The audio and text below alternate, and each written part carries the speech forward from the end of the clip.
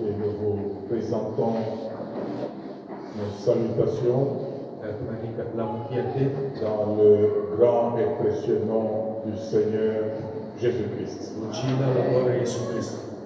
Et nous saluons également ceux qui nous suivent en ligne via notre compte Facebook. Et ce matin, nous voulons commencer par recommander ce temps entre les mains du Seigneur. Avant d'écouter la parole, nous tenons debout, nous prions. Il remplisse chacun de nous de sa présence, de sa force. Au nom puissant de Jésus, nous avons ainsi prié. Amen. Amen. Que Dieu vous bénisse. Alors ce matin, j'ai un message intitulé « C'est l'engagement qui fera la différence ».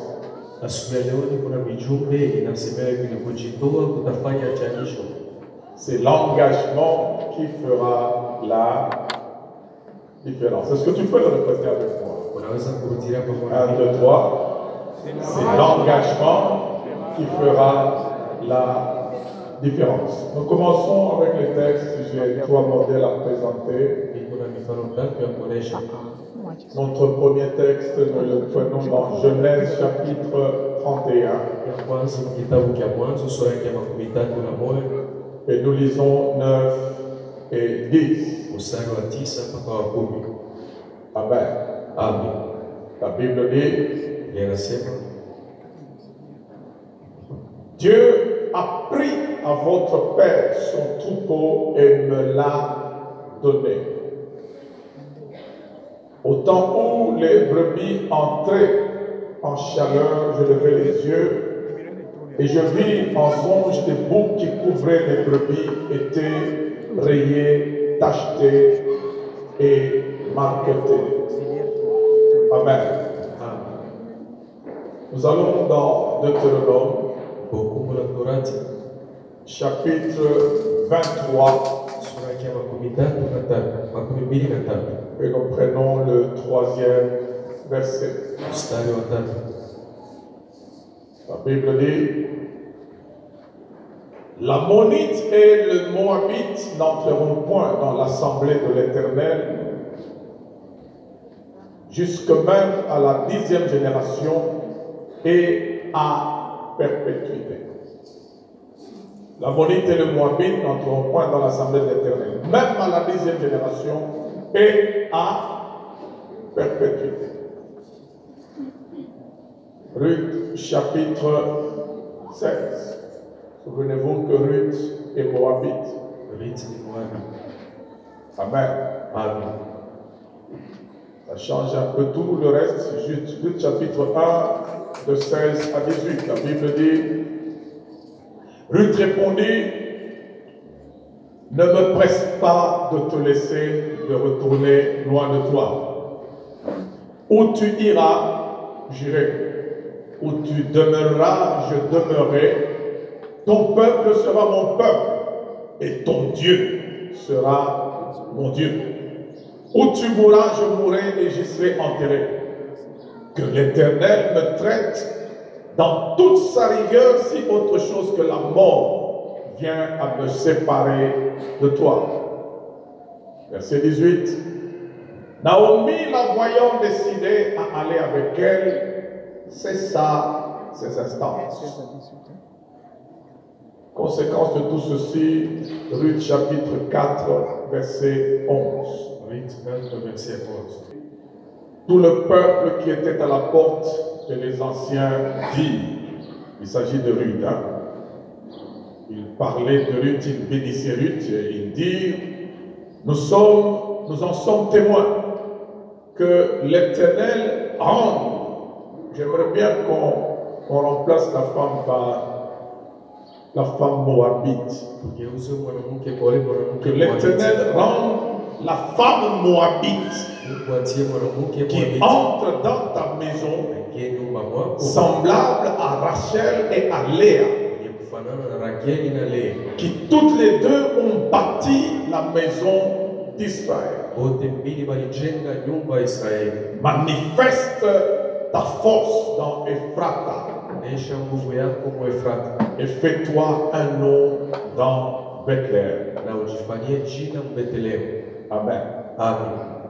Maintenant, nous allons dans Matthieu, Naenda Mathayo chapitre 9, sura ya 9 de 20 à 22. 10 mpaka 22. La Bible dit, et voici une femme atteinte de perte de sang depuis 12 ans s'approcha par derrière et toucha le bord de son vêtement. Car elle disait en elle-même, si je puis seulement toucher son vêtement, je serai guéri. Jésus se retourna et dit en la voyant, prends courage, ma fille, ta foi t'a guéri. Et le tout dernier texte, Somi ya mwisho Matthieu chapitre 21, Mathayo sura ya 21 le verset 43. mstari wa 43. Amen. Amen. C'est lui qui conclut tout ce que nous disons. Ni anafunga maneno yote tunasema. Et c'est pourquoi je vous le dis, le royaume de Dieu vous sera enlevé et sera donné à une nation qui en rendra les fruits. Amen. Amen. Est-ce qu'on peut acclamer la lecture de la parole du Seigneur? Et le royaume de Dieu vous sera enlevé et donné à une autre nation qui en rendra les fruits. Na ufalme ya mbingu itaondoshwa, itapewa kwa mwingine atatoa matunda. Amen. Amen. Il y a une exigence à laquelle personne ne peut se dérober. Uko makanuni ile hakuna mtu anaweza kujiendesha pembeni na hiyo. Dans la vie ici-bas sur la terre, c'est l'exigence des résultats. Kwa maisha hapa chini ya jua inakuwa ni makanuni ya matokeo. Amen. Amen. Toute vie existe pour un résultat. Maisha yote yanakuwa naishi na kuwa na matokeo. Que ce soit au finish, ça signifie à la fin de la vie, Ikuwe mwisho wa maisha tout comme pendant le parcours, pendant que nous vivons, wala wakati uko naishi. la vie nous exigera toujours et toujours un résultat. Maisha itatuomba mpaka tulete matokeo. Amen. Amen. Et c'est ce résultat Ni ile matokeo qui va manifester le type de personne que nous avons été. itaonesha hali ya Mungu ule tulikuwa. Ça c'est au final. Ile ni mwisho. Mais pendant que nous avançons, Lakini wakati nos unatembea, résultats sont également la manifestation du type de personne que nous sommes. matokeo tunakuwa ni kionesho kia kile ule mtu tunakuwa. Amen. Amen. Et la vie en question, quand nous l'amenons Na maisha wakati tunayaishi pour les résultats, juu ya matokeo, elle tourne autour de trois réalités fondamentales. iko nazunguruka kandokando ya makweli tatu na kwa Il y a trois choses importantes dans la vie uko maneno tatu ndani ya maisha qui nous gèrent ili kunatuwekea et que nous devons gérer. na ili tunapasha kuyatumikia. La première réalité, c'est la réalité des égalités. Ukweli wa kwanza ni kwa kuwa pamoja. Il existe des égalités dans la vie, n'est-ce pas? Uko pamoja mu maisha. La deuxième réalité, Ukweli ya pili ce sont les privilèges. inakuwa ni mabei Dans faida. la vie, il y a des gens qui ont un peu plus ou bien beaucoup plus que d'autres. Mu maisha kuko bantu bengine beko juu yetu wanatushindia On zaidi. les classe dans cette réalité, les privilégiés. Wanabaweka mwili hatua ya bantu wenye kuwekwa pembeni. Mais la vie a aussi une autre réalité qui est celle des défaveurs, Maisha inakuwa tena na ukweli ya ile aende des inégalités. ya ile vitu haistahili. Et ceux qui sont dans cette réalité-là, Baada ya kuwa ile ukweli c'est un peu ce qu'on peut appeler les défavorisés. ni bale banabaita benye kuabana na faida. Trois types de personnes dans le déroulement de la vie sur la terre. Les égaux, les privilégiés et les défavorisés. C'est une réalité que nous rencontrons, avec laquelle il faut absolument faire sur la terre. Amen. Amen. Mais ces trois choses, ces trois éléments, ces trois réalités, en fait, ne sont pas les résultats de la vie, mais c'est plus des capitaux ou bien des situations. Il y a des gens qui partent égaux avec les autres. Il y a des vies qui démarrent en égalité avec d'autres vies. Il y a des vies qui démarrent privilégiées par rapport à d'autres. Il y a aussi des vies qui démarrent défavorisées par rapport aux autres. C'est en fonction de là où vous êtes né, de là où vous vous trouvez. Ces trois réalités feront partie de vous. Amen. Amen. Comme je le dis, ce n'est pas ça le résultat final. Parce que ce soit dans le domaine des privilèges, que ce soit au niveau des égalités, et même au niveau des défaveurs et des défavorisés,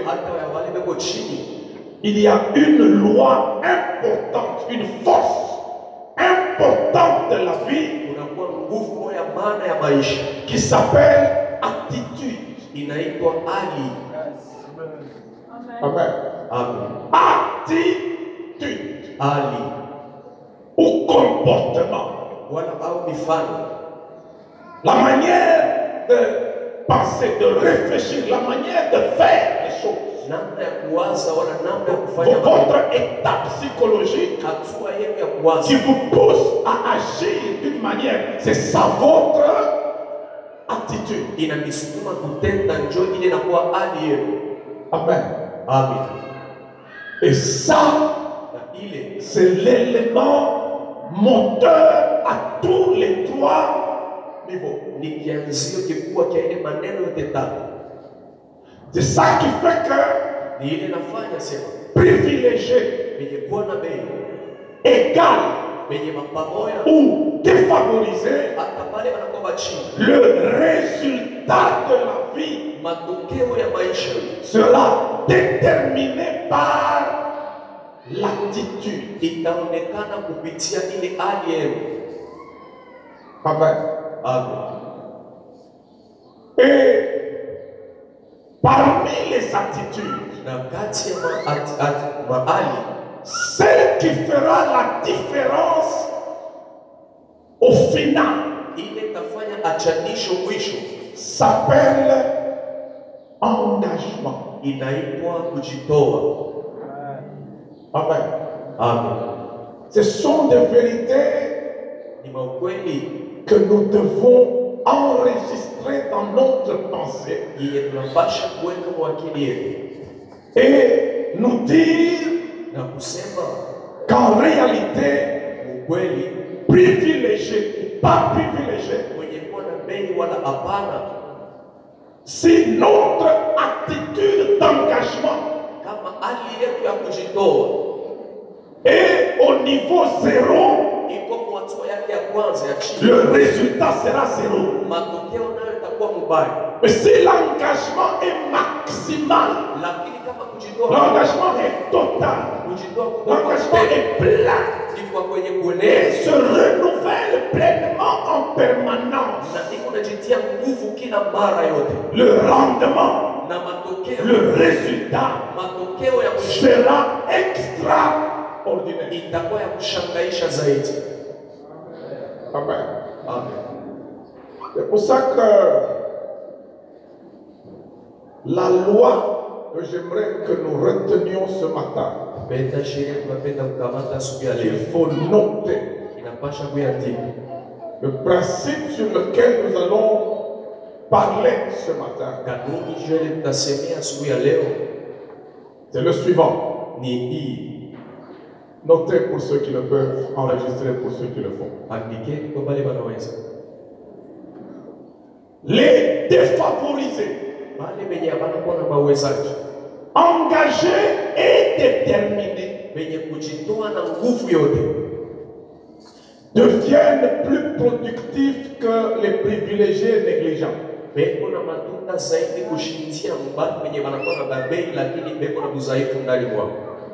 Amen. Je le répète. Les défavorisés, engagés et déterminés ou bien décidés deviennent plus productifs que les privilégiés négligents. Amen. Les modèles de la Bible que nous venons de lire vont nous démontrer cette vérité. Ce qui fait que j'ai refusé dans mon esprit et même dans ma façon de faire de regarder quelqu'un comme étant privilégié à toujours avant que le résultat final ne soit obtenu. Il n'y a personne et il n'y a aucune position à envier. S'il y a quelque chose à envier, c'est sa propre attitude d'engagement.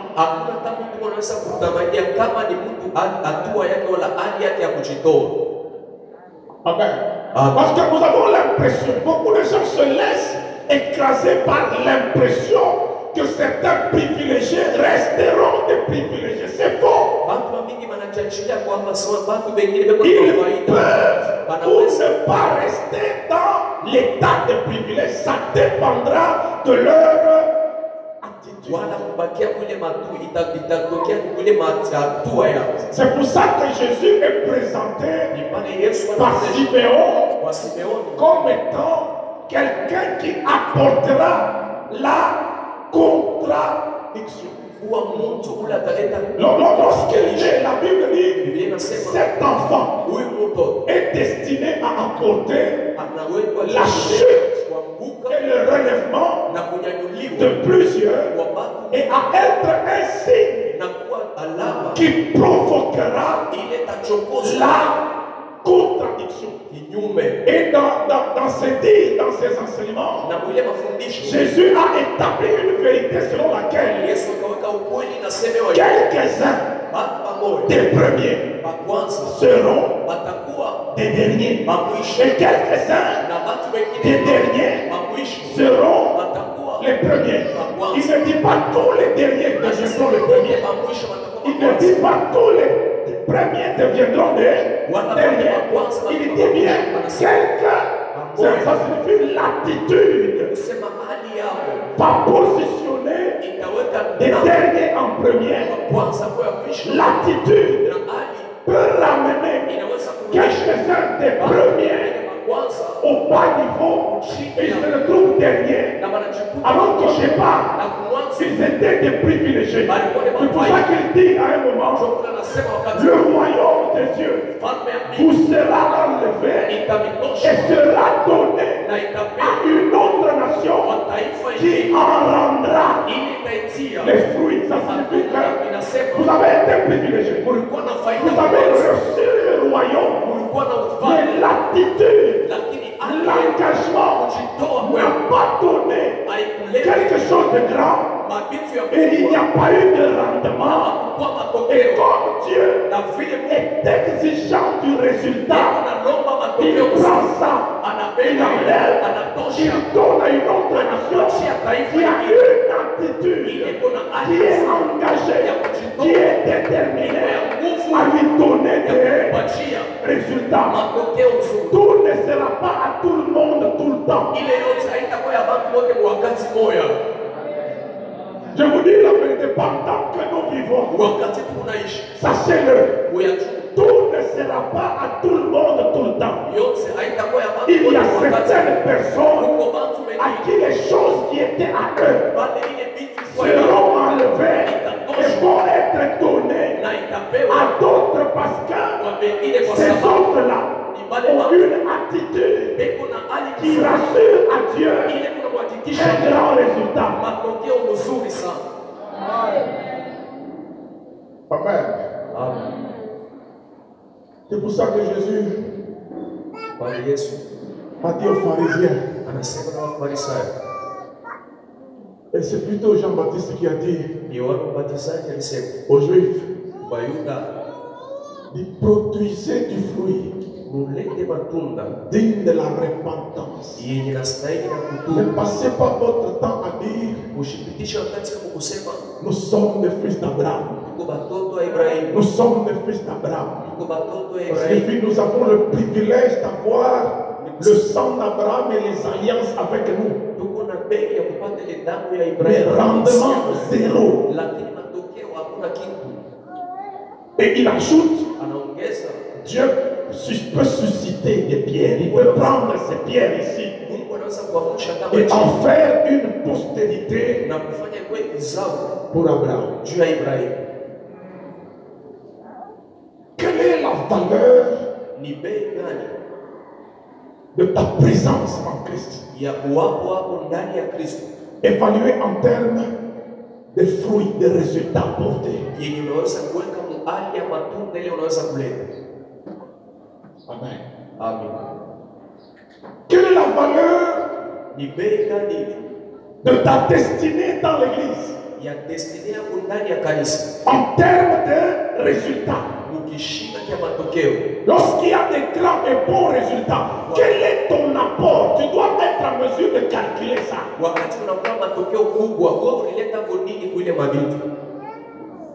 Amen. Amen. Depuis que tu es là, qu'est-ce qui prouve que tu es là en dehors du fait que tu es là?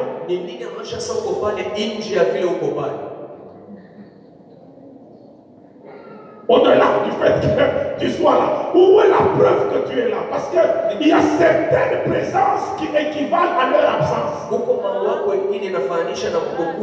Parce qu'il y a quelqu'un qui est là, sa présence est égale à son absence parce que son rendement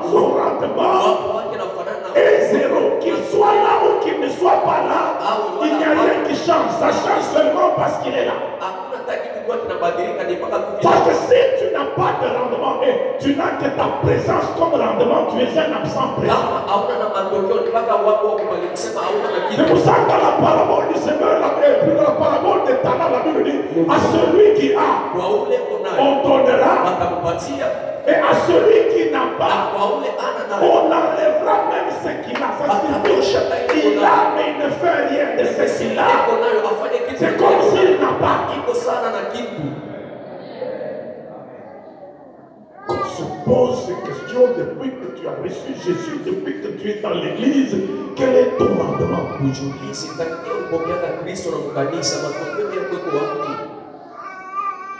Je rentre dans la Genèse où je vous présente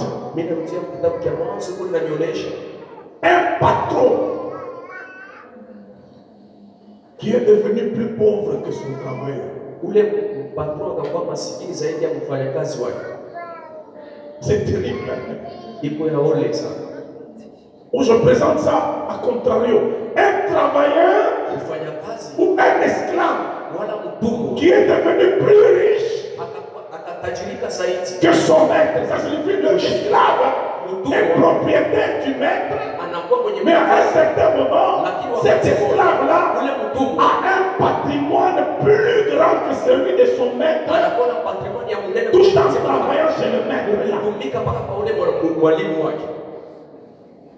Quand vous prenez Jacob et Laban, qui est privilégié sur le plan des moyens, Qui est patron de qui? Qui est travailleur de qui? Jacob est travailleur chez Laban. Laban a un troupeau et Jacob arrive chez Laban, main vide. Main vide. C'est pour ça que quand quelqu'un a les mains vides, ne pensez pas qu'il finira vide. Enlève ça de ta tête, que personne ne te méprise parce que tu as les mains vides. Il y a des gens aux mains vides mais avec une tête pleine. Et il y a des gens avec les mains pleines, tête vide. Ça existe. C'est pour ça que dans ma manière de voir les choses, dans les choses que j'ai reçues de Dieu, une chose que Dieu m'a dit, c'est qu'il n'y a pas d'homme sans moyen, parce que l'homme lui-même est un moyen de Dieu. L'homme est le moyen que Dieu s'est donné pour assurer la domination de la terre. Comment celui qui est le moyen peut manquer des moyens? Est-ce que tu peux manquer de ce que tu es? Si tu manques de ce que tu es mort. Par quel moyen Dieu domine la terre? C'est pas l'homme. Faisons l'homme selon notre image, afin qu'il domine sur la terre. Je règne au ciel, mais je vais dominer aussi la terre. Et le moyen que je me donne, c'est un homme que je ferai selon mon image. C'est lui le moyen.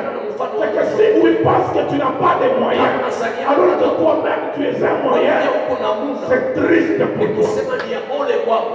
Amen. Ce garçon arrive les mains vides. Jacob arrive les mains vides, en train de fuir. Tout ce qu'il avait en lui, c'est les paroles que son père a prononcées sur lui dans des conditions de tricherie. Oui, comment ça commence? Mais il arrive chez un privilégié à qui il dit, je vais servir ici. Je vous dis la vérité, toute la différence, nous la verrons dans la volonté de servir et dans l'engagement au service que nous voulons faire. C'est là que commence la différence. 20 ans plus tard, celui qui est venu servir, celui qui s'est donné, il dit, Dieu a pris le troupeau de votre père et il me l'a donné. Ça, je vais vous dire. Être resté parmi nous pendant longtemps ne signifie pas que tu seras le meilleur. Il y a des gens qui servent Dieu et qui se donnent à Dieu, capables de venir démontrer leur utilité là où tu n'as pas fait de rendement. Le choix est clair. Le choix est clair. Certains systèmes traditionnels seront bougés par l'apport des vrais serviteurs. Vous êtes là, vous faites les mêmes choses comme tous les jours et personne ne fait rien de spécial. Si quelqu'un d'autre arrive et commence à faire ce qui est spécial, il ne faut pas vous poser la question, mais qu'est-ce qui fait qu'on s'intéresse à lui? Attention, tout le monde s'intéresse à ce qui est spécial. Il n'y a que les médiocres qui ne s'intéressent pas aux spécialités, qui restent des traditionnalistes. Quand Jean-Baptiste a vu Jésus commencer et les disciples l'ont quitté pour aller vers Jésus, il a compris que le spécial est arrivé.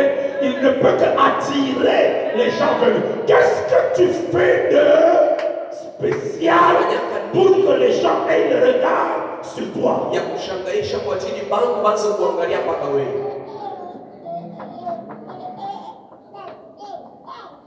Ce jeune homme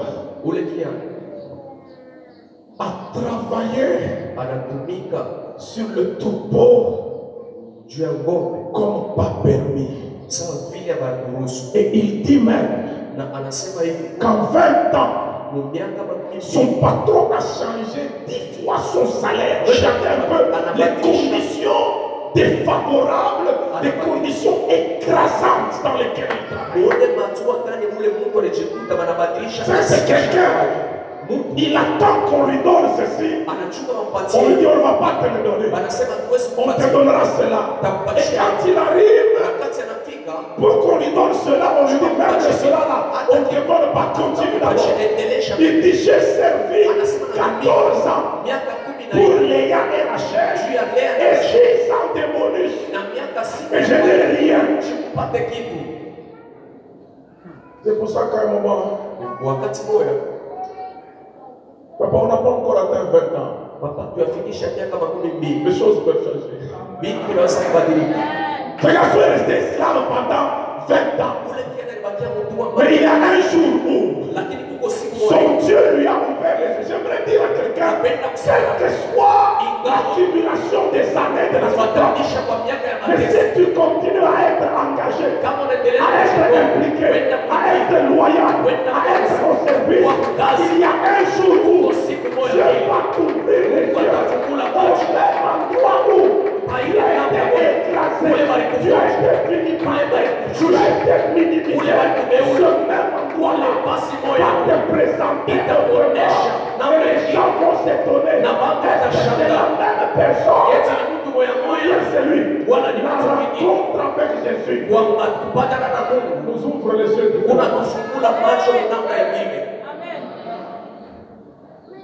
ce que j'aime ici, il dit lui-même, autant où les brebis entraient en chaleur, je levais les yeux et je regardais en songe. Dieu qui m'a dit, regarde toutes les brebis, les boucs tachetées et marquetées. J'ai vu toutes les souffrances de là-bas. Dieu lui a juste dit, regarde.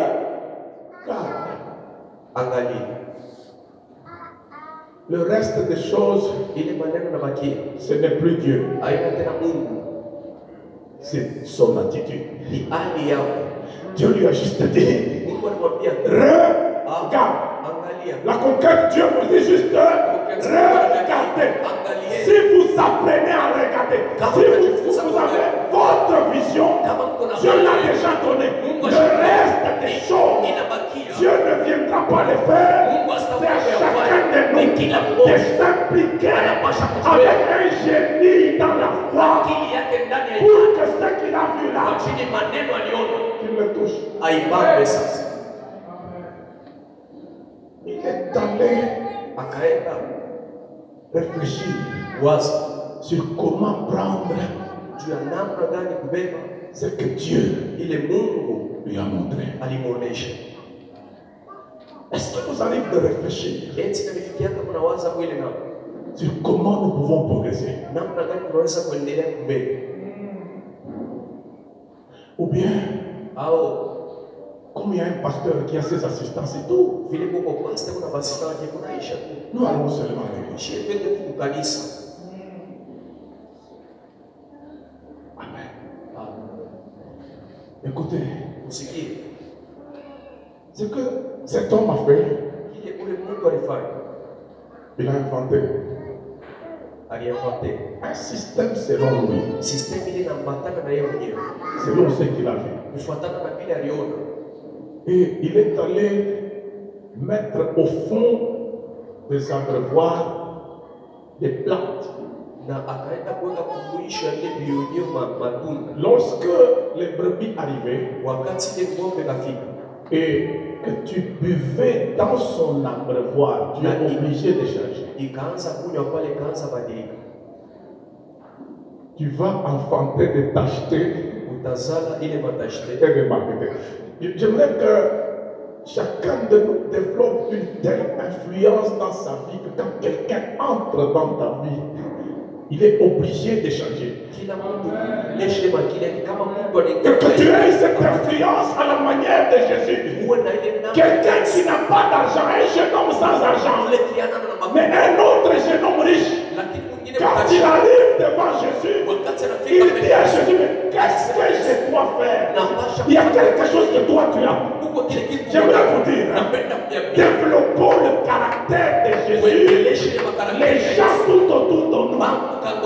On va les ramasser comme des petits pains.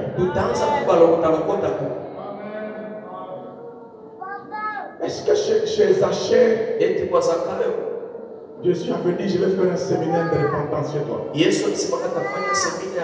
Qu'est-ce que Jésus a dit à Zachée? Zachée est monté, hein? Dans l'arbre, Jésus lui a dit, descends.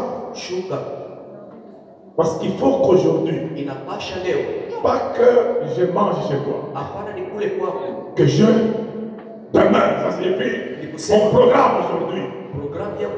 Je vais rester chez toi. Ok? Et là, j'aimerais quand même, entre parenthèses, avant que je rentre à la chose. Mes frères, soyons compatissants. Ne méprisez personne. Personne. Vous savez, quand Zachée montait dans l'arbre, les gens pouvaient se dire, oh, quand même, ce type aussi exagère, qu'est-ce qu'il croit? Chacun a un système de visibilité. Tu dois avoir ta propre possibilité de te rendre visible. Si vous Zachée, il fallait qu'il se rende visible en montant dans l'arbre, il est monté dans l'arbre. Ceux qui étaient là négligeaient l'arbre là. C'est pour ça que je vous dis, les privilégiés négligents, ils deviennent improductifs alors que les défavorisés, décidés et déterminés finissent par donner des grands résultats. Zachée n'était pas disciple, Zachée n'était pas apôtre, Zachée c'était un homme qui travaillait au péage, éloigné avec une vie que vous connaissez. Donc quand les gens le regardaient, ils pouvaient se dire que Jésus peut aller n'importe où, mais pas chez cet homme. C'est un pécheur. D'ailleurs, il ne nous suit même pas. Je n'ai jamais vu Jésus entrer chez les gens. J'ai lu la Bible de Jésus entrer chez Pierre. Je n'ai pas vu Jésus entrer chez Thaddée. Je n'ai pas vu Jésus entrer chez... Je ne sais qui s'y mais j'ai lu Jésus entrer chez Zachée, qui n'était ni disciple, ni appelé, qui était méprisable, mais quand il était décidé à voir Jésus, déterminé, il s'est engagé à voir Jésus. Personne qui n'a jamais fait, il voit dans l'arbre. Jésus dit, aujourd'hui, chez toi. Mais il y a des gens qui étaient avec Jésus. Leur présence était égale à leur absence. Il y a des gens, toute leur joie, c'est de dire, aujourd'hui on est avec Jésus. Mais Jésus n'a rien fait de déterminant. Jésus n'a rien fait en termes d'engagement pour que ces gens-là l'étonnent. Il y a des engagements qui étonnent Jésus. Depuis que tu es là, tu ne t'engages en rien. En quoi tu vas étonner Jésus? Et quand ils entrent dans la maison là, Jésus ne prêche pas. Il mange. Mais la repentance commence. Maître,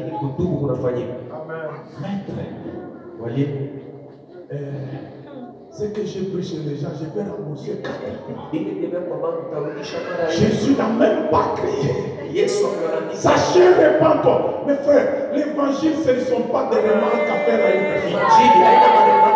Ce ne sont même pas les erreurs que vous détectez dans d'autres doctrines. Ce n'est pas ça l'évangile. L'évangile n'est pas dire à l'autre que tu es dans l'erreur. Non. L'évangile, c'est présenter l'amour de Dieu dans notre manière de vivre. Il a tellement aimé Zachée. Quand Zachée voit un homme comme celui-là, entrer dans sa vie, dit non, non. Un monsieur comme celui-ci, il m'a marketé, il m'a acheté, il m'a influencé. Comme je suis en train de boire dans son abreuvoir, je change.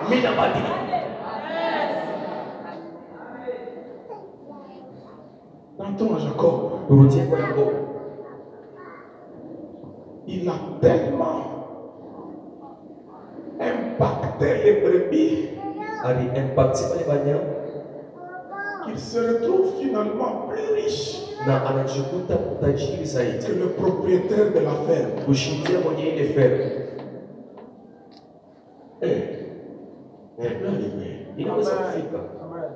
Que tu deviennes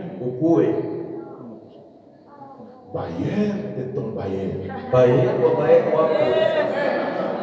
Ça peut arriver. Jésus provoque des contradictions. C'est quelqu'un qui regarde un homme qui était porté par le lit et puis qui lui dit lève-toi, prends ton lit. Et puis changer un peu les choses. Ce lit t'a porté pendant longtemps, change un peu, prends-le. Tu peux devenir chef de ton chef. Ça peut arriver. Tout dépend de ton engagement. Il peut commencer à être chef aujourd'hui. N'est-ce pas qu'on est dans un pays où les pantins deviennent dictateurs? Celui qu'on a traité de pantin hier. Aujourd'hui, on dit non, il commence à être dictateur. Les choses changent. Ça peut démarrer où tu es faible et avant que ça se termine, tout le monde se rend compte qu'on n'a jamais vu quelqu'un d'aussi fort. Et tout ça, tout ce qui peut faire cette différence-là, c'est ton engagement.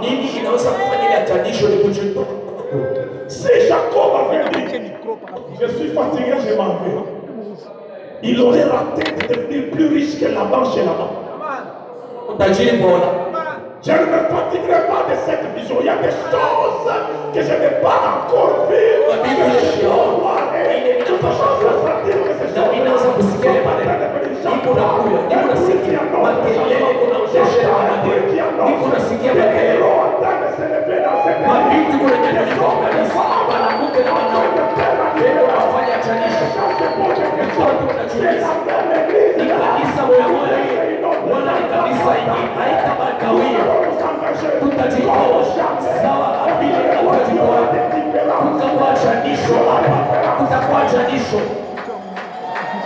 Ce n'est pas Dieu qui nous manque.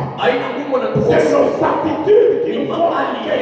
Dieu nous a déjà. Et nous manquons de grands rendez-vous à cause de nos attitudes. Regardez quelqu'un comme Ruth. Elle ne souffre pas d'un lien de famille, non. Elle souffre d'un jugement de Dieu. Deutéronome 23 dit l'Ammonite et le Moabite n'entreront pas dans la maison de l'Éternel jusqu'à la 10e génération et à perpétuité. Ce n'est pas un lien de famille. Le lien de famille, c'est l'impudicité de ses parents. Mais ici, c'est une limite qui a été placée par le Dieu Tout-Puissant. Lui-même, il a dit, cette race ici ne va pas entrer dans ma maison. Ça signifie qu'elle est défavorisée. Elle est disqualifiée. Elle est rejetée au départ. Quand vous lisez le livre de Luc, ça devait être en principe le livre d'Elimelech, le livre de Naomi, et c'est devenu le livre d'une Moabite qui ne devait pas entrer dans la maison de Dieu, mais qui est entré dans les saintes écritures. Qu'est-ce qui l'a qualifié? C'est une défavorisée engagée et déterminée. La Bible dit Naomi, la voyant déterminée. Elle se dit ça ne sert à rien. Je voudrais que tu sois de ces gens-là qui prient prie, qui prie, jusqu'à ce que Dieu dise. Si je n'exauce pas, on ne va pas avancer. Ils arrêtent que je l'exauce, pour qu'on change un peu. J'aimerais que nous prions, jusqu'à ce que Dieu dise. Je ne serai pas prêt à prier. Mais laisse ça. Et avancer. Prie. On cherche Dieu. Selon que la Bible dit. Si vous me cherchez, de tout votre cœur, vous Oh my God. ceux qui étaient privilégiés dans cette affaire, c'est les Elimelech, les Naomi. La Bible dit il y avait un homme de Bethléem de Juda, n'est-ce pas, qui s'appelait Elimelech. L'histoire commence avec cet homme. Et on l'identifie comme Ephratien. Et regardez dans la bénédiction de Ruth 4:11. On dit à Ruth, manifeste ta force dans Ephrata. Quand vous lisez ce mot Ephrata, vous allez dans Michée. Et toi, Bethléem, Ephrata, de toi sortira pour moi celui qui devra paître Israël est mon peuple, celui dont les origines remontent aux temps anciens, au jour de l'éternité. Ça signifie quoi? Tout habitant de Bethléem, toute enfant de Bethléem, toute famille de Bethléem est qualifiée potentiellement pour être la famille de naissance de Jésus. Elimelech est qualifié pour ça. Mais il sort du domaine de qualification. Il va dans un domaine de malédiction. Là où Dieu a dit sur ces gens-là, ici, personne n'entrera dans ma maison. Alors que là où il était, c'est là que Dieu devait commencer sa maison. Maintenant regardez comment quelqu'un qui est parti d'un endroit maudit, d'une race maudite, grâce à la détermination, grâce à l'engagement, par le fait qu'elle était déterminée, elle est partie de là, elle a récupéré la place de ceux qui étaient qualifiés. J'aimerais vous dire qu'il y a certaines places occupées et ceux qui les occupent sont tellement négligents que les défavorisés peuvent les remplacer. Partout les dons sont exercés, les négligents finissent par perdre leur place.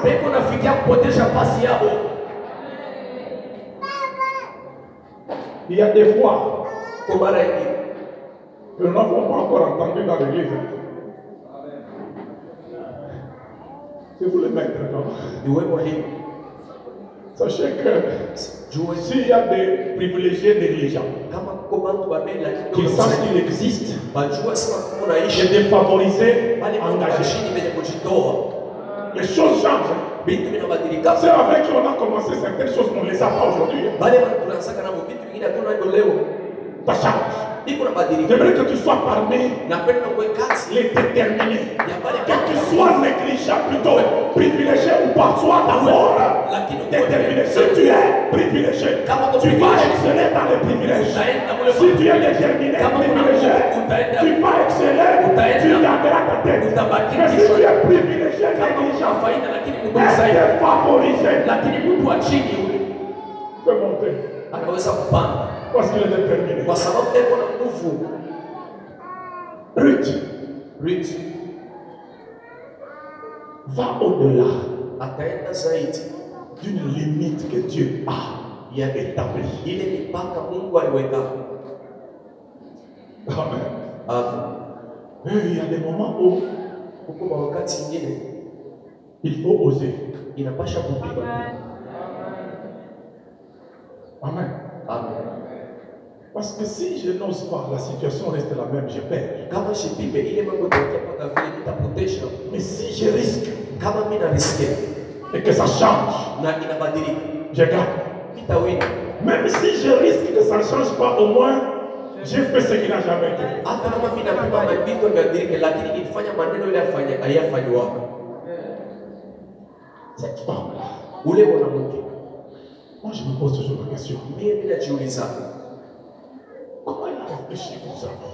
namna gani aliwaza ule na Mungu? Quelque part, il s'est dit, Basi kwa akajiambia mwenyewe, c'est vrai, Dieu a dit ça. ni kweli Mungu alisema ile maneno. Que nous, les Ammonites, on n'entrera pas dans sa maison. Shie Bamonita tuwezi kuingia kwa nyumba yake. Maintenant, qui nous a créés? Lakini nani alituumba sisi? Amen. Amen. Il dit, je vais un peu oser. Mimi nitapima tu mbele. Si il applique ça, il n'y a pas de bon. Kama ataruhusu asema maneno yaendeke, isitendeke. N'est-ce pas? Elle a risqué. Aliriske. Et si Dieu dit non, toi non, Kama Mungu anasema wewe hapana, je vais rentrer en moi. takutia kwa. Mais si il ose me laisser passer, Lakini kama anasubutu kuniacha kuingia, à un certain moment, wakati wewe ne regardez pas simplement les choses qui se font de Dieu à vous.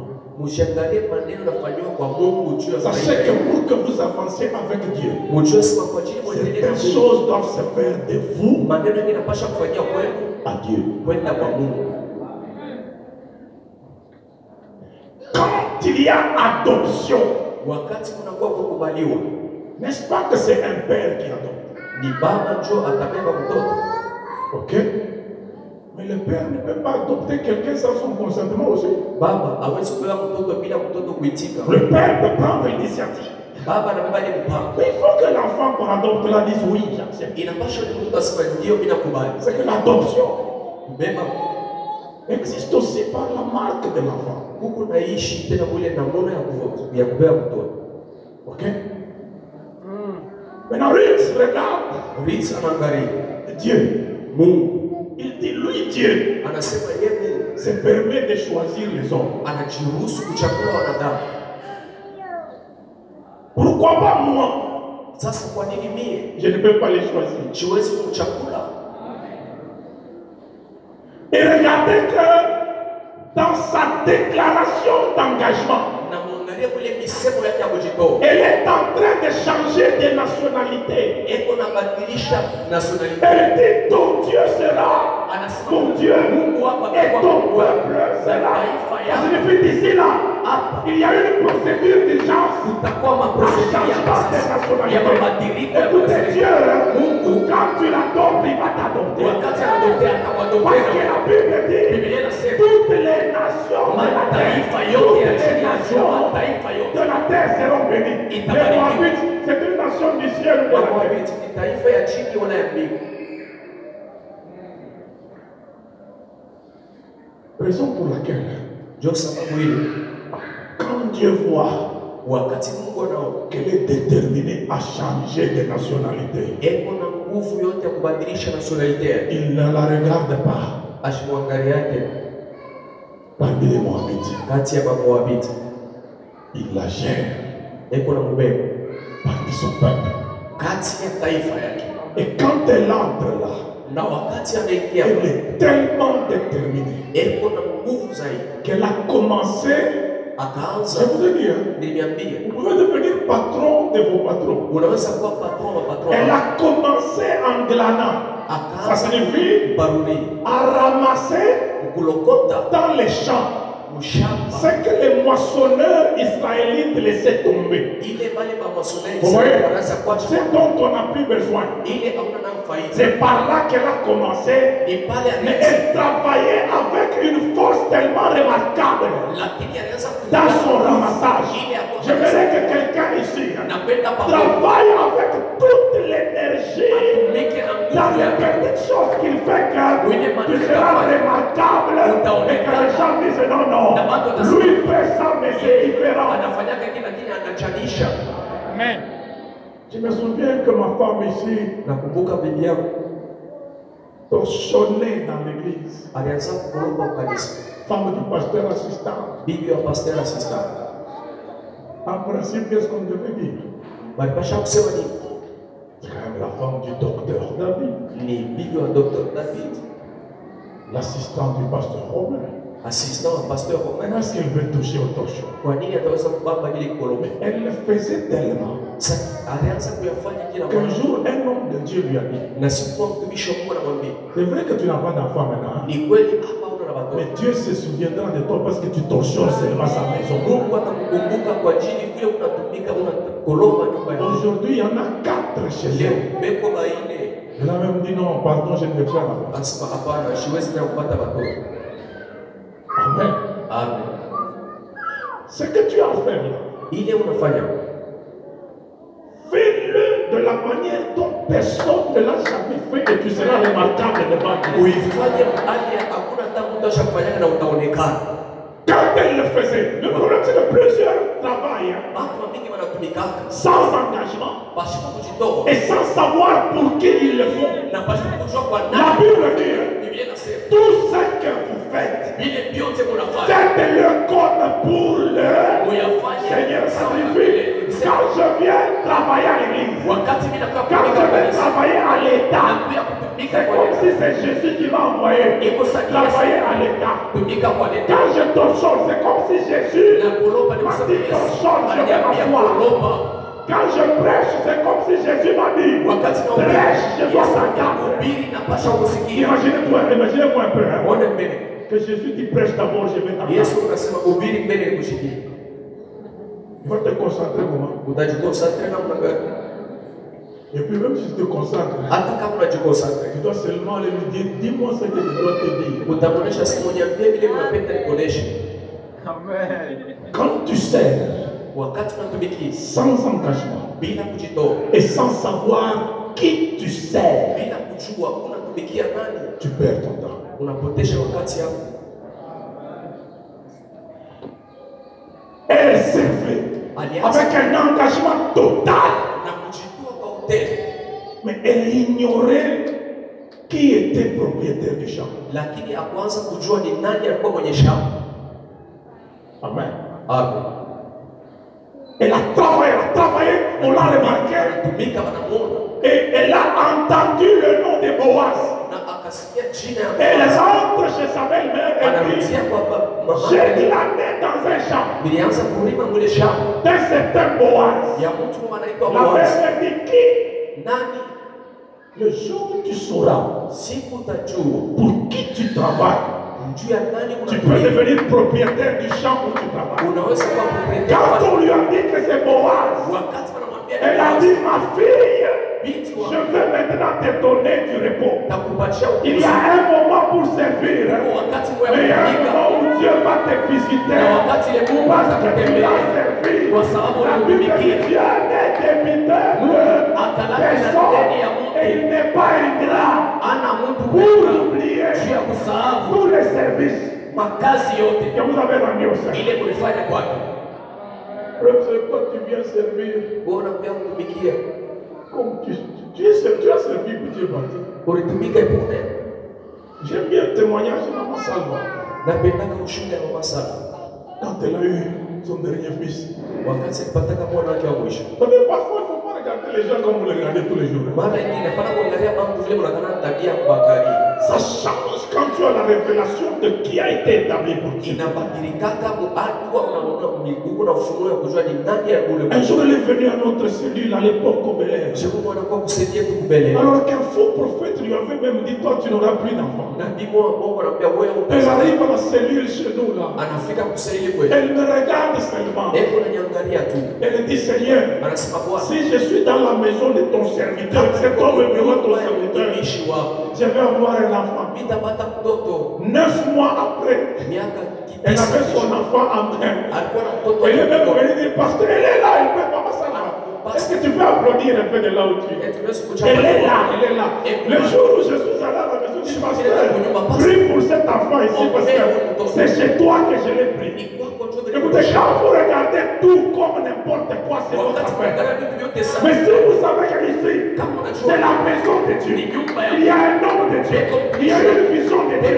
Et vous servez avec votre engagement, sachant que je sers Dieu dans sa maison, auprès de son serviteur. La Bible dit, si quelqu'un vous donne en qualité de prophète, il recevra la récompense de prophète. Plusieurs personnes servent par l'habitude. Ils sont tellement habitués à leur pasteur aussi, parce que le pasteur est humble, il n'est pas compliqué à voir. Il n'a pas une équipe de sécurité. Beaucoup tremblent quand ils voient quelqu'un avec 3 personnes ici. Chacun tient un des téléphones du pasteur. Et 3 là-bas. Un tient la mallette, l'autre la Bible, et l'autre la tablette. C'est ça que vous aimez.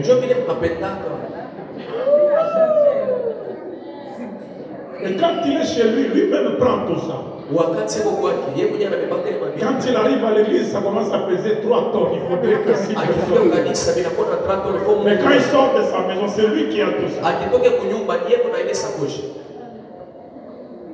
Nous appelons ça sécurité. Est-ce que les gens qui font ta sécurité sont plus loin que toi? Qui sécurise finalement tout là-bas? Hein? Servons avec détermination. Je termine par cette femme ici qui souffrait de perte de sang.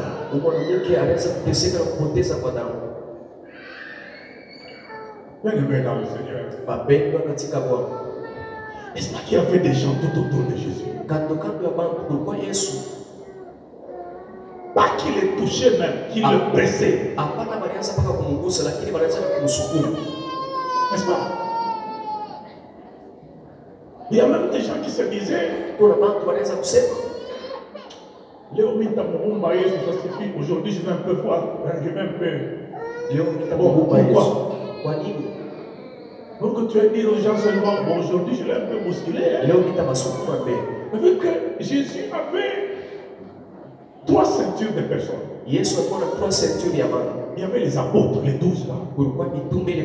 C'était la ceinture rapprochée. Et puis il y avait les disciples. Et puis il y avait la foule.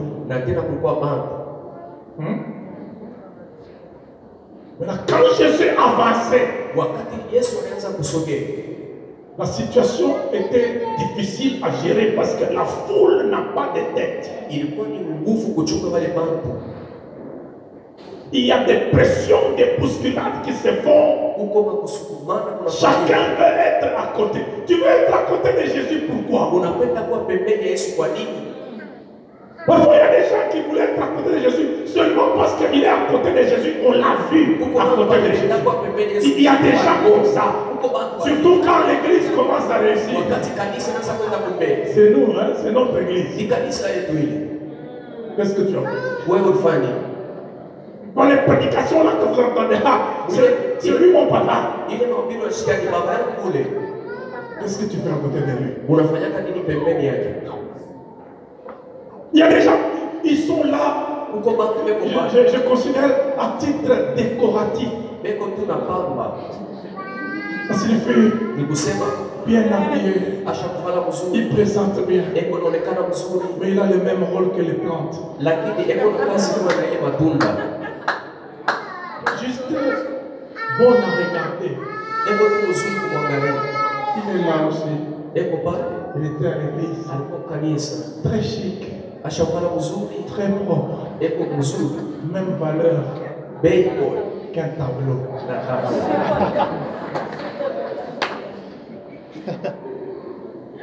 Dès que vous l'enlevez, tout ce qui change, c'est le décor. Et on peut remplacer ça avec quelqu'un d'autre. Il y a des gens comme ça à côté de Jésus, en train de le presser, en train de le presser. Ils ne sont pas déterminés.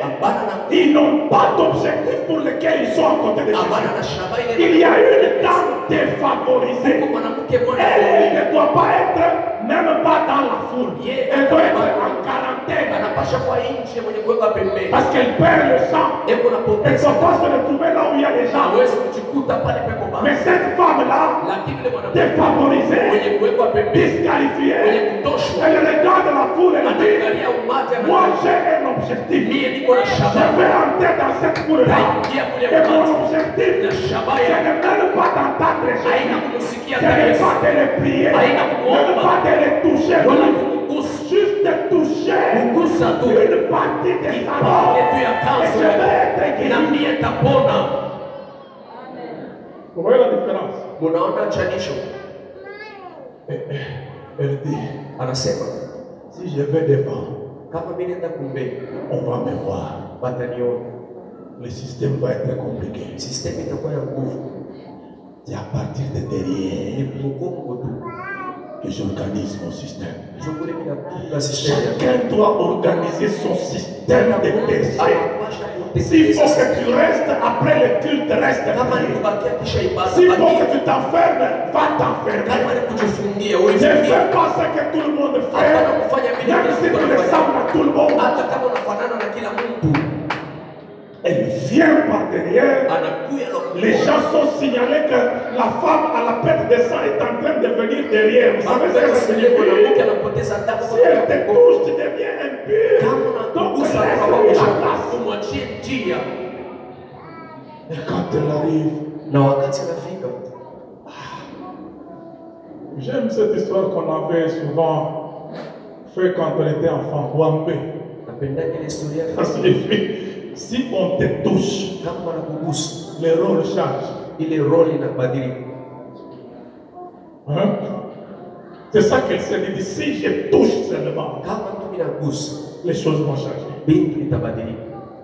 Elle a touché. Jésus s'arrête et dit non.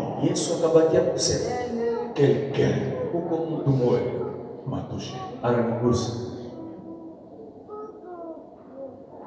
Tout le monde le regarde du maître. Ça n'est un peu trop. C'est pas facile de vivre avec Jésus. Hein?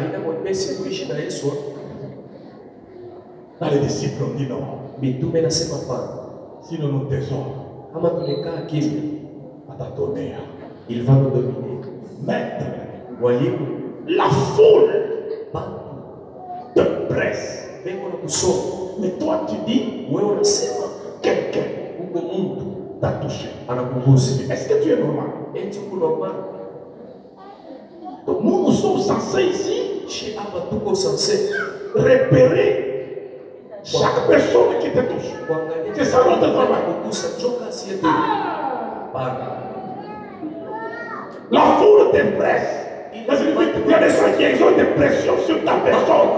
Et toi, tu nous dis quelqu'un t'a touché. Moi, si j'étais Pierre, je dis, après, il faut encore nous dire, oh non, jusqu'à quand vous supportez. Vous voyez la différence? Et c'est pas facile de suivre Dieu. C'est donner aux gens déterminés. C'est donner aux gens décidés. C'est donner aux gens engagés. Quand on leur dit, mais vous ne partez pas. Celui à qui on disait, jusqu'à quand vous supporterez, celui à qui on a dit, arrière de moi, Satan. Il regarde Jésus, il dit, à qui irions-nous donc? Dis-moi un peu, donc tu penses que moi je vais arrêter? Parce que tu m'as dit ce que tu fais. Mais vous pensez que nous allons arrêter de servir Dieu parce qu'on a des problèmes? C'est faux. Nous allons continuer. Il faut mourir en servant, meurs en servant, il faut échouer en servant, échouer en servant. Et je sais que la Bible dit qu'il y aura des nouveaux, une différence entre ceux qui le servent et ceux qui ne le servent pas. Et je termine par là et dis, une force m'a quitté. Ça signifie vous tous ici. Hein? Vous faites des choses sans objectif. Moi je suis un puits. Mais je suis là, vous tournez autour du puits, vous avez chacun ses sons, mais personne ne puise. Mais je sens quelqu'un qui vient de jeter un son dans le puits et qui a pris une grosse quantité d'eau. Je sens que j'ai un peu diminué. Et la femme maintenant se présente. Jésus la regarde, dit, ma fille, prends courage. Jésus aime les audacieux. Jésus aime les déterminés. Jésus c'est un encouragement. Les gens décidés à faire ce que jamais personne n'a fait.